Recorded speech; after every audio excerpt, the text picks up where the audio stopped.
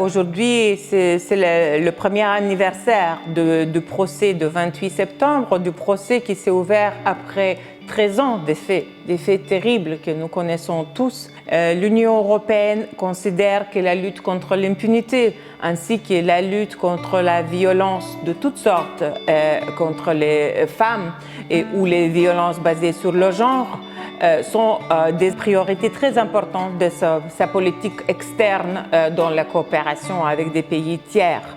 C'est pourquoi l'Union européenne, depuis 2011, soutient la FEDH et leurs partenaires guinéens tels que l'OGDH et Avipa dans leur poursuite et leur plaidoyer en faveur de l'organisation du procès. En particulier, nous avons soutenu le groupe d'action judiciaire de la FEDH.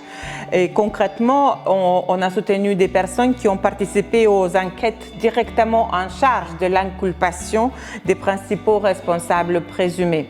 En absence du procès de 2009 jusqu'à 2022, nous avons concentré notre aide sur l'accompagnement juridique, psychologique et médical des victimes. Depuis 2011, nous avons ainsi accompagné plus de 450 victimes de ces faits terribles de 2009. Il s'agit d'un financement de plus de 4 millions d'euros qui ont été donc alloués à la lutte contre l'impunité et le soutien aux victimes. Ce qui est important, c'est d'abord que le traumatisme subi soit d'abord reconnu et ensuite qu'on accompagne, on aide les victimes à se reconstituer.